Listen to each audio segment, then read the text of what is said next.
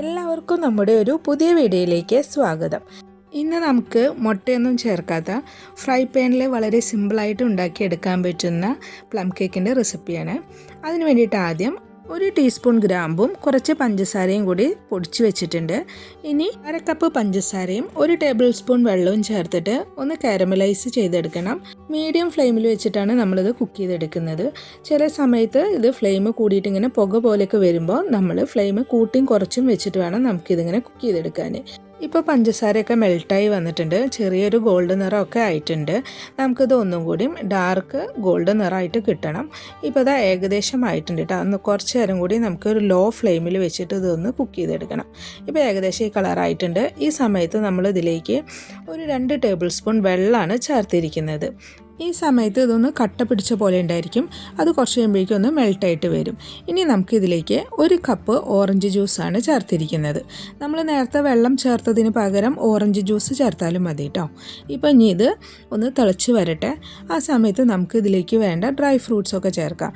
ഞാൻ ഇതിലേക്ക് കറുത്ത മുന്തിരിയും സാദാ മുന്തിരിയും പിന്നെ കുറച്ച് ഡേറ്റ്സും ഇത്രയാണ് ചേർത്തിട്ടുള്ളൂ. ആർക്കും ഉണ്ടാക്കാൻ പറ്റുന്ന രീതിയിലുള്ള പ്ലം കേക്കാണ് കേട്ടോ നമ്മൾ ചെയ്യുന്നത്. അതുകൊണ്ട് നമ്മൾ ഒരുപാട് നട്ട്സോ അങ്ങനെ ചേർത്തിട്ടില്ല. ഇനി അതെല്ലാം നിങ്ങൾക്ക് നട്ട്സൊക്കെ ചേർക്കണമെങ്കിൽ ചേർക്കാം. ഇനി ഇതിൻ്റെ ഒപ്പം 1 നുള്ള് ഗ്രാമ്പു പൊടിച്ചതും കൂടി ചേർക്കുക. എന്നിട്ട് ഇതൊന്ന് കുറുകി വരണം. ആ ഭാഗം റെക്കോർഡായില്ല കേട്ടോ. ഇനി നമ്മൾ കേക്ക് ഉണ്ടാക്കാനുള്ള ഫ്രൈ പാൻ എടുത്തിട്ടുണ്ട്. അതിലേക്ക് കുറേശ്ശെ ഓയിലൊന്ന് പുരട്ടിയിട്ട് ബട്ടർ പേപ്പറും കൂടി വെച്ചിട്ടുണ്ട്. സൈഡിലൊക്കെ ഒന്ന് ബട്ടർ പേപ്പർ വെച്ചിട്ടുണ്ട് കേട്ടോ. നമുക്കിനി കേക്ക് ഉണ്ടാക്കാൻ വേണ്ടിയിട്ടുള്ള മൈദയൊക്കെ ഒന്ന് അരിച്ചെടുക്കണം. 1 കപ്പ് മൈദയാണ് നമ്മൾ എടുത്തിരിക്കുന്നത്. 1 ടീസ്പൂൺ ബേക്കിംഗ് പൗഡർ എടുത്തിട്ടുണ്ട്. 1/2 ടീസ്പൂൺ ബേക്കിംഗ് സോഡയും 1/4 ടീസ്പൂണിൻ്റെ പകുതി ഉപ്പ് എടുത്തിട്ടുണ്ട്. പിന്നെ 1 ടീസ്പൂൺ ഗ്രാമ്പു നമ്മൾ നേരത്തെ പൊടിച്ച് വെച്ചിട്ടുണ്ടല്ലോ, അതും കൂടിയും ചേർത്തിട്ടുണ്ട്. ഇനി ഇത് നമുക്ക് ഒരു 2-3 പ്രാവശ്യം നന്നായിട്ട് അരിച്ചെടുക്കണം. ഈ ബേക്കിംഗ് പൗഡറും സോഡയും എല്ലായിടത്തും ആവുന്നത് വരെ നമുക്കിതൊന്ന് അരിച്ചെടുക്കണം. അതുപോലെ എന്തെങ്കിലും പൊടിയാതൊക്കെ എടുക്കുന്നുണ്ടെങ്കിൽ അതൊക്കെ നമുക്ക് ഈ 2-3 പ്രാവശ്യം അരിക്കുന്നതിൽ കിട്ടും കേട്ടോ. ഇപ്പോൾ അത് കണ്ടോ, ഇതുപോലെ നമ്മൾ അരിച്ചെടുക്കണം.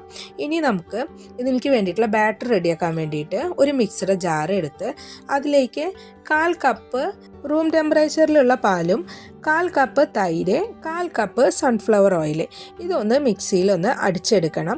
30 സെക്കൻഡിൻ്റെ താഴെ അടിച്ചെടുത്താൽ മതി. ഇനി ഇതിലേക്ക് നമ്മൾ 1/2 കപ്പ് പഞ്ചസാര പൊടിച്ചിട്ട് ചേർക്കണം. ഒരുപാട് സമയം നമ്മൾ ഈ ബാറ്റർ അടിക്കുന്നില്ല, അതുകൊണ്ടാണ് പഞ്ചസാര പൊടിച്ച് ചേർക്കുന്നത്. ഇനി 1 ടീസ്പൂൺ വാനില എസൻസും കൂടിയും ചേർത്ത് 4-5 സെക്കൻഡ് ഒന്ന് അടിച്ചെടുത്താൽ മതി. ഇനി നമ്മൾ നേരത്തെ സോക്ക് ചെയ്ത് വെച്ചിട്ടുള്ള ഡ്രൈ ഫ്രൂട്ട്സ് ഉണ്ടല്ലോ, അതൊന്ന് തണുക്കാൻ വേണ്ടിയിട്ട് ഒരു ബൗളിലേക്ക് ആക്കി വെച്ചിട്ടുണ്ടായിരുന്നു. അതിലേക്ക് നമ്മളിപ്പോൾ മിക്സിയിൽ അടിച്ചെടുത്തിട്ടുള്ള ബാറ്ററും കൂടിയും ചേർത്തിട്ട് നന്നായിട്ട് മിക്സ് ചെയ്തെടുക്കുക. എല്ലായിടത്തും ഡ്രൈ ഫ്രൂട്ട്സും ഒക്കെ നന്നായിട്ട് മിക്സായി കിട്ടണം. അതുവരെ നമുക്കിതൊന്ന് ഇളക്കിയെടുക്കാം കേട്ടോ. ഇപ്പോൾ ഇത് നന്നായി മിക്സായി വന്നിട്ടുണ്ട്. ഇനി ഇതിലേക്ക് നമ്മൾ അരിച്ച് വെച്ചിട്ടുള്ള മൈദയുടെ ഒക്കെ കൂട്ടുണ്ടല്ലോ, അതും കൂടിയും കുറേശ്ശെ ചേർത്തിട്ടൊന്ന് മിക്സ് ചെയ്തെടുക്കുക. എല്ലാം ഒന്നിച്ച് ചേർക്കരുത്, അപ്പോൾ നമുക്കത് മിക്സ് ചെയ്യാൻ ബുദ്ധിമുട്ടായിരിക്കും. ഒരു 2-3 പ്രാവശ്യമായിട്ട് നമുക്കിതൊന്ന് മിക്സ് ചെയ്തെടുക്കാം കേട്ടോ. ഈ മൈദ അരിച്ചെടുക്കുന്ന സമയത്ത് 1 ടീസ്പൂൺ മൈദ മാറ്റി വെച്ചിരുന്നു. അതിലേക്ക് കുറച്ച് കാഷ്യൂനട്ട് ചേർത്തിട്ട് അതും കൂടി ഈ ബാറ്ററിലേക്ക് ഇട്ടിട്ട് മിക്സ് ചെയ്തെടുക്കുന്നുണ്ട്. ഈ സമയത്ത് നിങ്ങൾക്ക് ഇഷ്ടമുള്ള രീതിയിലുള്ള ഡ്രൈ ഫ്രൂട്ട്സൊക്കെ ചേർക്കാം കേട്ടോ. ട്യൂട്ടി ഫ്രൂട്ടിയോ അങ്ങനെ എന്ത് വേണമെങ്കിൽ നമുക്കിത് ചേർക്കാം. ഇപ്പോൾ ബാറ്റർ റെഡി ആയിട്ടുണ്ട്. ഇനി നമ്മൾ നേരത്തെ റെഡിയാക്കി വെച്ചിട്ടുള്ള ഫ്രൈ പാനിലേക്ക് ഇത് ഒഴിച്ചിട്ട് ഒന്ന് ടാപ്പ് ചെയ്തെടുക്കണം. അതിൽ എയർ ബബിൾസ് എന്തെങ്കിലും ഉണ്ടെങ്കിൽ അത് പോകാൻ വേണ്ടിയിട്ടാണ് കേട്ടോ. അല്ലെങ്കിൽ ഒരു ടൂത്ത് പിക്ക് വെച്ചിട്ട് ഒന്ന് മിക്സ് ചെയ്തെടുത്താലും മതി. ഈ ഫ്രൈ പാനിന് അധികം ആവി പോവാത്ത രീതിയിൽ ഒരു മൂടി വെച്ചിട്ടൊന്ന് അടച്ചെടുക്കണം. ഇനി നമ്മളിത് ഉണ്ടാക്കിയെടുക്കുന്നത് ഇതുപോലത്തെ നല്ലൊരു ഇരുമ്പിൻ്റെ തവ വെച്ചിട്ടാണ് കേട്ടോ. ഈ തവ ഏകദേശം ഒരു 5 മിനിറ്റ് നേരം മീഡിയം ഫ്ലെയിമിലിട്ടിട്ട് ചൂടാക്കി എടുത്തിട്ടുണ്ട്. അതിൻ്റെ മുകളിലേക്ക് ഈ കേക്കിൻ്റെ ബാറ്റർ ഒഴിച്ചിട്ടുള്ള ഫ്രൈ പാൻ വയ്ക്കുക. എന്നിട്ട് 25 മിനിറ്റോളം ലോ ടു മീഡിയം ഫ്ലെയിമിൽ നമ്മൾ കുക്ക് ചെയ്തെടുക്കുക. ലോ ടു മീഡിയം ഫ്ലെയിം ആയിരിക്കണം, അതിനെക്കാട്ടിയും കൂടുതലാവാൻ പാടില്ല. അതിനുശേഷം 20 മിനിറ്റ് നമ്മൾ ഏറ്റവും ലോ ഫ്ലെയിമിൽ വെച്ചിട്ട് കുക്ക് ചെയ്തെടുക്കുക.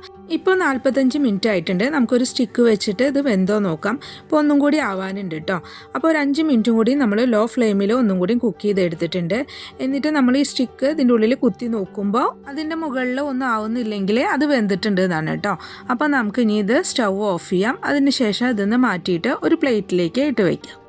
ഇതുപോലത്തെ മൂടി വെച്ചിട്ട് നമ്മൾ കേക്ക് കുക്ക് ചെയ്തെടുക്കുമ്പോൾ നമ്മൾ കുക്ക് ചെയ്ത് കഴിഞ്ഞ് ഇത് തുറക്കണ സമയത്ത് ചിലപ്പോൾ അതിൽ നിന്ന് ആവിവെള്ളം അതിലേക്ക് വീഴാൻ സാധ്യതയുണ്ട്.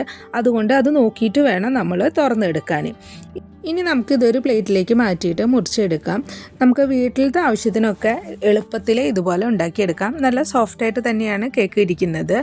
ഇനി നമുക്കിതിൽ വെച്ചിട്ടുള്ള ബട്ടർ പേപ്പറൊക്കെ ഒന്ന് എടുത്ത് മാറ്റാം കേട്ടോ. ഇപ്പോൾ കണ്ടില്ലേ, നല്ല സോഫ്റ്റായിട്ടൊക്കെ തന്നെയാണ് ഈ കേക്ക് ഇരിക്കുന്നത്. ഇതിപ്പോൾ ഫ്രൈ പാനിൽ ഉണ്ടാക്കി എന്ന് വിചാരിച്ചിട്ട് ഇത് കരിഞ്ഞു പോയിട്ടൊന്നുമില്ല. അടിഭാഗമൊക്കെ കറക്റ്റായിട്ട് തന്നെയാണ് നമുക്ക് വെന്ത് കിട്ടിയിരിക്കുന്നത്. ഇനി നമുക്കിത് മുറിച്ചിട്ട് ഉപയോഗിക്കാം കേട്ടോ. ഫ്രൈ പാനിൽ ഉണ്ടാക്കിയത് കൊണ്ടാണ് കേക്ക് ഇങ്ങനെ പരന്നിട്ടിരിക്കുന്നത്. അതല്ല, നിങ്ങൾക്ക് ഇനി ഹൈറ്റുള്ള കേക്കാണ് വേണ്ടതെങ്കിൽ ഒരു ചായപാത്രത്തിലോ അല്ലെങ്കിൽ കേക്കിൻ്റെ ടിന്നിലോ നമുക്ക് ഇതുപോലെ തന്നെയോ അല്ലെങ്കിൽ കുക്കറിലോ കടായിലോ വെച്ചിട്ട് ഉണ്ടാക്കിയെടുക്കാം. ഇതേ ബാറ്റർ വെച്ചിട്ട് കേക്ക് ഉണ്ടാക്കുന്ന ടിന്നിൽ ഒരു കേക്ക് ഉണ്ടാക്കിയിരുന്നു. അത് ഈ വീഡിയോയുടെ ലാസ്റ്റ് ഞാൻ കാണിക്കുന്നുണ്ട്. മുൻപ് ഞാൻ ഡ്രൈ ഫ്രൂട്ട്സ് സോക്ക് ചെയ്യണതും അതുപോലെ പ്ലം കേക്കിൻ്റെ റെസിപ്പിയൊക്കെ ഇട്ടിട്ടുണ്ട്. അത് കാണാത്തവർ ഒന്ന് പോയി കാണണേ. ഈ വീഡിയോ കണ്ടിട്ട് എല്ലാവർക്കും ഇഷ്ടപ്പെട്ടെങ്കിൽ ഒന്ന് ലൈക്ക് ചെയ്യാനും ഷെയർ ചെയ്യാനും സബ്സ്ക്രൈബ് ചെയ്യാനും മറക്കരുത്. അപ്പോൾ നല്ലൊരു റെസിപ്പി വീഡിയോയുമായി അടുത്ത വീഡിയോയിൽ നമുക്ക് വീണ്ടും കാണാം.